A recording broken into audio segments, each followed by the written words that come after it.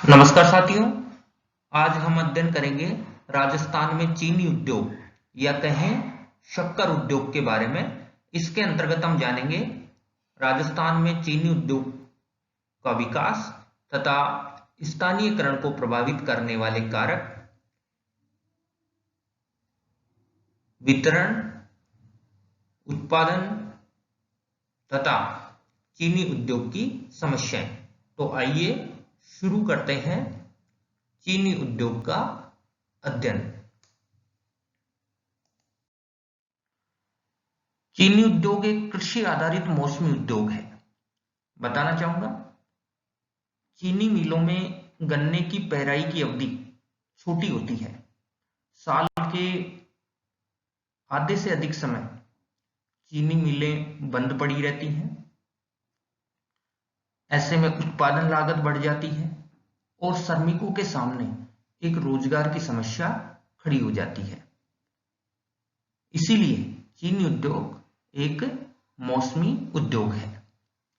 बताना चाहूंगा, चीनी उद्योग जिसका कच्चा माल गन्ना है और इस गन्ने की प्रकृति उत्पादन प्रक्रिया में भार ह्रास की होती है। मतलब जितनी मात्रा में गन्ना काम में लिया जाता है उतनी मात्रा में चीनी का उत्पादन नहीं होता। इसको हम इस प्रकार समझ सकते हैं, गन्ने के कुल भार से लगभग 9 से 12% तक ही चीनी का उत्पादन होता है। मान लीजिए हमने 1 क्विंटल गन्ना काम में लिया, तो इस 1 क्विंटल या 100 किलो गन्ने से मात्र 9 से 12 किलो के बीच में ही चीनी का उत्पादन होगा और इसकी मात्रा भी गन्ने की गुणवत्ता पर निर्भर करती है। गन्ना अच्छी गुणवत्ता का होगा, अच्छी किस्म का होगा, तो चीनी का उत्पादन 12-13% तक हो सकता है, अन्यथा इससे कम होगा। जैसा कि मैंने बताया, गन्ने की प्रकृति भार ह्रास की होती है या कहें उत्पादन प्रक्रिया में इसका वजन कम हो जाता है। जितना काम में लिया जाता है उतनी मात्रा में चीनी का उत्पादन नहीं होता। इसीलिए चीनी उद्योग की स्थापना मुख्यतः गन्ना उत्पादक क्षेत्रों में ही की जाती है। ठीक है, आपके सामने दिए गए ये वे कारक हैं जो चीनी उद्योग की स्थापना में सहायक हैं या कहें चीनी उद्योग के स्थानीयकरण को प्रभावित करते हैं। सबसे पहले हम बात करेंगे कच्चा माल के बारे में। चीनी उद्योग का कच्चा माल गन्ना है और गन्ने की प्रकृति उत्पादन प्रक्रिया में वजन कम होने की है। जैसा कि मैंने बताया, जितनी मात्रा में गन्ने की पेराई की जाती है उतनी मात्रा में चीनी का उत्पादन नहीं होता। मात्र 9 से 12% के बीच ही चीनी का उत्पादन होता है। इस प्रकार चीनी उद्योग का कच्चा माल गन्ने की प्रकृति वजन कम होने की है। इसीलिए राज्य में ही नहीं अपितु दुनिया के सभी भागों में चीनी उद्योग की स्थापना गन्ना उत्पादक क्षेत्रों के समीप ही की जाती है। राजस्थान की सभी मिलें गन्ना उत्पादन क्षेत्रों के समीप ही स्थापित की गई हैं।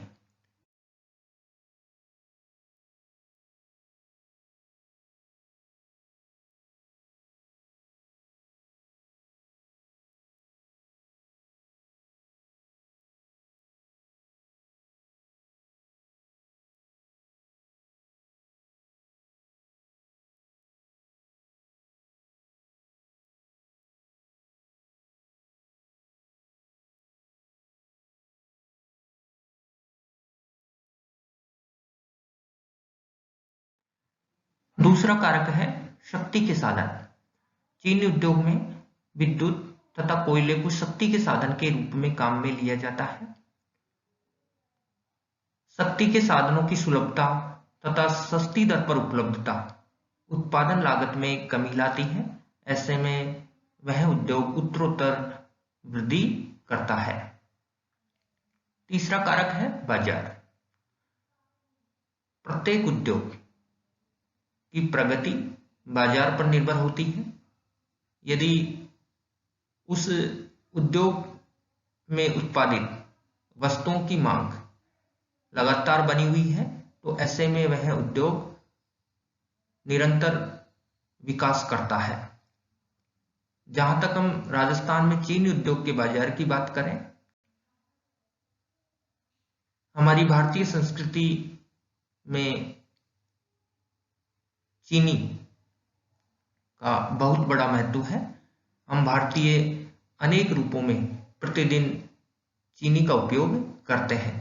ऐसे में बाजार की कोई कमी नहीं है, या कहें चीनी उद्योग का बहुत बड़ा बाजार हमारे देश में ही मौजूद है। हर घर में चीनी की मांग होती है। हर व्यक्ति किसी न किसी रूप में चीनी का इस्तेमाल करता है। इस प्रकार आप समझ सकते हैं कि चीनी उद्योग का बाजार कभी खत्म नहीं होने वाला है। चौथा कारक है परिवहन। चीनी उद्योग में परिवहन के साधनों की भी बड़ी अहमियत है और इन परिवहन के साधनों की सुलभता होना अति आवश्यक है। जैसा कि आप सब जानते हैं, चीनी उद्योग में कच्चा माल यानी गन्ने को पेराई के लिए मिलों तक पहुंचाना तथा तैयार माल यानी चीनी को विपणन हेतु बाजारों में पहुंचाना, इन सब में परिवहन के साधनों की आवश्यकता पड़ती है। इसीलिए जिन क्षेत्रों में चीनी उद्योग की स्थापना की जाती है वहां परिवहन की स्थिति को ध्यान में रखा जाता है कि उस स्थान पर परिवहन के साधनों की सुलभता है या नहीं है, साथ ही परिवहन का वैकल्पिक तंत्र भी मौजूद है या नहीं है। इस प्रकार चीनी उद्योग की स्थापना में परिवहन की बड़ी भूमिका होती है। जैसा मैंने बताया, चीनी उद्योग का कच्चा माल गन्ना उत्पादन प्रक्रिया में वजन खो देता है। ऐसे में गन्ने की कटाई के तुरंत बाद उसकी पेराई का होना जरूरी है, अन्यथा उस गन्ने के रस में कमी आ जाएगी या कहें गन्ने का रस सूख जाएगा, जो अनार्थिक होगा। साथ ही इसका कच्चा माल भारी है, इसे हम अधिक दूरी से भी परिवहन नहीं कर सकते। इसीलिए चीनी उद्योग की अधिकांश मिलें गन्ना उत्पादन क्षेत्रों के समीप ही स्थापित की गई हैं।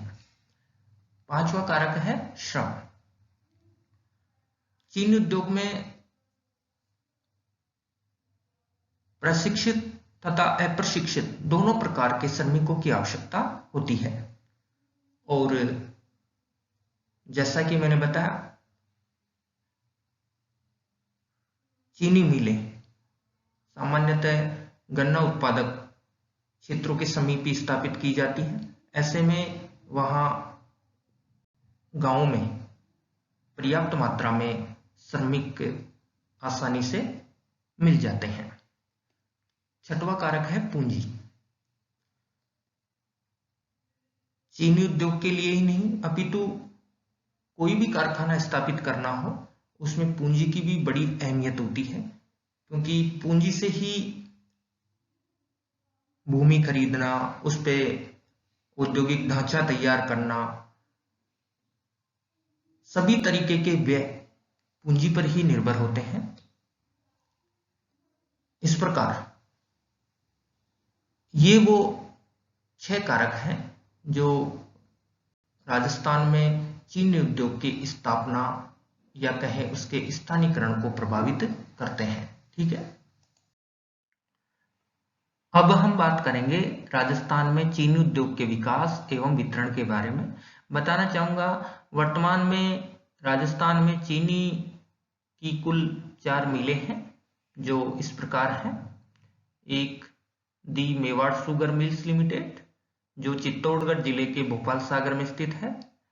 इसे 1932 में स्थापित किया गया था और यह राज्य में निजी क्षेत्र में स्थापित मिल है। दूसरी दी गंगानगर शुगर मिल्स जो श्री गंगानगर में स्थापित है। इसे 1937 में स्थापित किया गया था। 1 जुलाई 1956 को इसे सार्वजनिक क्षेत्र में अधिग्रहण कर लिया गया। इस चीनी मिल में चीनी के अतिरिक्त देसी मदिरा, पशु आहार आदि का भी उत्पादन किया जाता है। ठीक है। तीसरी चीनी मिल है श्री केशवराय पाटन शुगर मिल्स जो बूंदी जिले में स्थित है। इसे 1965 में स्थापित किया गया था और यह चीनी मिल सहकारी क्षेत्र में स्थापित है। चौथी चीनी मिल है उदयपुर शुगर मिल्स जिसे 1976 में स्थापित किया गया था। यह चीनी मिल भी निजी क्षेत्र में स्थापित है। यह चीनी मिल चित्तौड़गढ़ जिले में स्थित मेवाड़ शुगर मिल्स की ही एक सहायक मिल है। बताना चाहूंगा श्री गंगानगर जिले में स्थित दी गंगानगर शुगर मिल्स लिमिटेड ने 1968 में चुकंदर से चीनी बनाने की योजना शुरू की थी। जैसा कि आप सब जानते हैं, दुनिया में चीनी, गन्ने, चुकंदर व शकरकंद आदि कई मीठे पदार्थों से बनाई जाती है। लेकिन बताना चाहूंगा दुनिया में चीनी गन्ने के बाद यदि सबसे अधिक किसी पदार्थ से बनाई जाती है तो वह है चुकंदर। तो दी गंगानगर शुगर मिल्स लिमिटेड ने 1968 में चुकंदर से चीनी बनाने की भी एक योजना शुरू की थी, लेकिन यह सफल नहीं हो पाई क्योंकि अनार्थिक होने की वजह से इस योजना को बंद कर दिया गया। यानी उत्पादन लागत अधिक आई और लाभ हुआ कम। इसके अलावा जैसा कि मैं बता चुका हूं, दी गंगानगर शुगर मिल्स लिमिटेड में देसी मदिरा बनाने का भी कार्य किया जाता है, या कहें कि इस मिल्स में देसी मदिरा का उत्पादन भी होता है। ठीक है। दिए गए राजस्थान के मानचित्र में चीनी मिलों की अवस्थिति को प्रदर्शित किया गया है। जैसा कि मैंने बताया, राज्य में वर्तमान में 4 चीनी मिलें हैं जो इस प्रकार हैं। एक श्री गंगानगर जिले में स्थित है, दूसरी बूंदी जिले में स्थित है, तीसरी चित्तौड़गढ़ जिले में स्थित है और चौथी जो मेवाड़ शुगर मिल्स लिमिटेड की सहायक मिल उदयपुर जिले में स्थित है। ठीक है। अब हम राजस्थान में चीनी के उत्पादन को समझेंगे। दी गई तालिका में आप भली भांति समझ सकते हैं, राजस्थान में चीनी के उत्पादन में समरूपता नहीं है, बहुत अधिक विषमता देखने को मिलती है, या कहें चीनी के उत्पादन में अत्यधिक परिवर्तनशीलता है। आप देख सकते हैं 1997 में राजस्थान में चीनी का उत्पादन हुआ 26,375 मैट्रिक टन। 1998 में बढ़कर हो गया 29,594 मैट्रिक टन। 1999 में घट करके हो गया 23,420 मैट्रिक टन। सन 2000 में फिर घट करके उत्पादन रह गया 12,043 मैट्रिक टन। 2001 में फिर घट करके उत्पादन रह गया 4,733 मैट्रिक टन। 2003 में फिर बढ़ करके उत्पादन हो गया 6,448 मैट्रिक टन और 2014 में फिर से बढ़ करके उत्पादन हो गया 17,400 मैट्रिक टन। इस प्रकार हम कह सकते हैं कि राजस्थान में चीनी का उत्पादन में अत्यधिक परिवर्तनशीलता देखने को मिलती है। इसमें उतार चढ़ाव देखने को मिलता है। कभी उत्पादन बढ़ता है, अगले साल उत्पादन गिर जाता है, फिर उसके अगले साल उत्पादन बढ़ जाता है या गिर जाता है। इस प्रकार चीनी के उत्पादन में परिवर्तनशीलता देखने को मिलती है। ठीक है, अंत में बात कर लेते हैं राज्य में चीनी उद्योग की समस्याओं के बारे में। चीनी उद्योग की प्रमुख समस्याओं में पहली समस्या है कच्चे माल की कमी।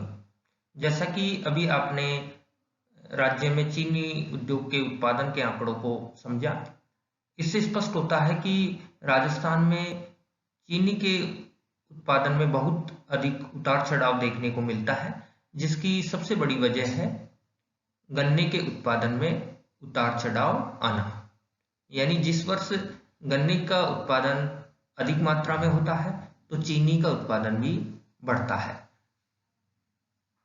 और यदि जिस वर्ष गन्ने के उत्पादन में कमी आती है तो उससे चीनी का उत्पादन भी प्रभावित होता है।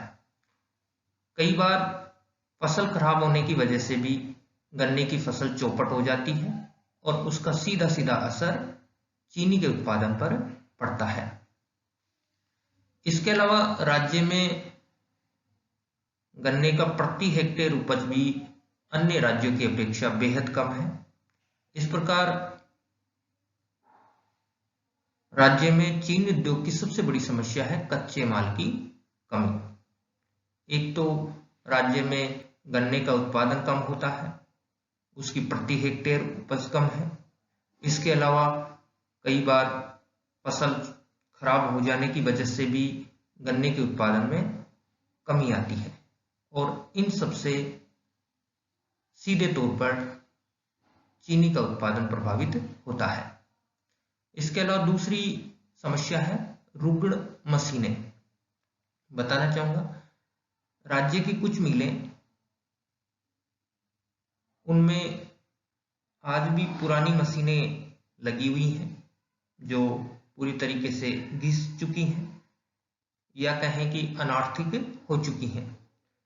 इन मिलों में लगी हुई मशीनों को नए ढंग की आधुनिक मशीनों में बदलने की जरूरत है, जिससे कि उत्पादन बढ़ाया जा सके, उत्पादन लागत में कमी लाई जा सके। चीनी उद्योग की तीसरी बड़ी समस्या है सार्वजनिक एवं सहकारी मिलों का उपयुक्त प्रबंधन नहीं है। राज्य में स्थापित सरकारी तथा सहकारी क्षेत्र की मिलों का उनका अच्छे तरीके से प्रबंधन या कहीं मैनेजमेंट करने की आवश्यकता है, जिससे कि चीजों का सदुपयोग किया जा सके, उत्पादन लागत में कमी लाई जा सके, उत्पादन में बढ़ोतरी की जा सके और लाभ को भी बढ़ाया जा सके। ठीक है, चीनी उद्योग की चौथी बड़ी समस्या है सरकारी नियंत्रण। बताना चाहूंगा, सरकार के द्वारा चीनी के मूल्यों पर नियंत्रण, इसके अलावा मिलों से चीनी को कम मूल्य पर खरीदना, इन सब ने चीनी उद्योग के विकास को प्रभावित किया है, या कहें सरकारी नियंत्रण ने चीनी उद्योग के विकास में बाधा उत्पन्न की है। पांचवी समस्या गन्ने का उचित मूल्य तथा समय पर भुगतान का नहीं मिलना।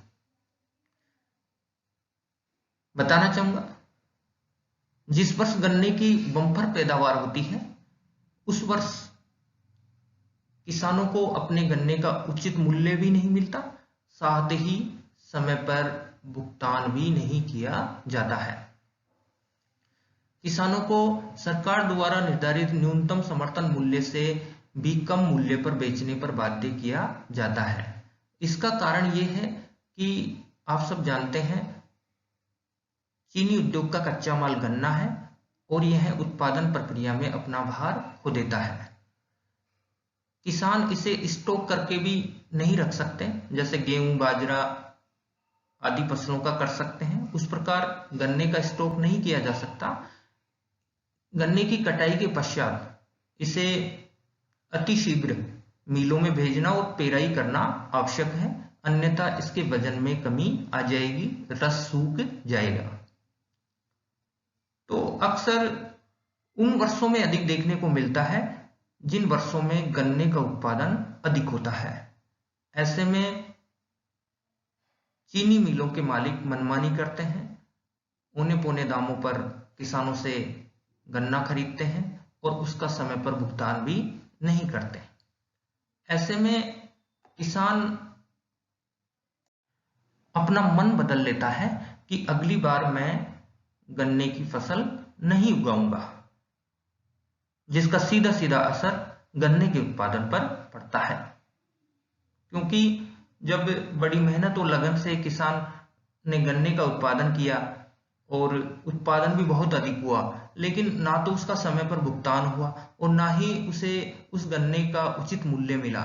ऐसे में किसानों की मानसिकता में बदलाव आता है और वो गन्ने की फसल को उगाना बंद कर देते हैं या कहीं कम कर देते हैं। ऐसे में गन्ना उत्पादन कम होता है और गन्ना उत्पादन कम होगा तो जाहिर सी बात है चीनी के उत्पादन में भी गिरावट देखने को मिलेगी। छठवीं समस्या है प्रति हेक्टेयर उपज का कम होना। बताना चाहूंगा, राजस्थान राज्य में बात करें तमिलनाडु, पंजाब, हरियाणा, इन राज्यों की अपेक्षा प्रति हेक्टेयर उत्पादन बहुत ही कम है, जिससे कि गन्ने का उत्पादन प्रभावित होता है। ठीक है, धन्यवाद।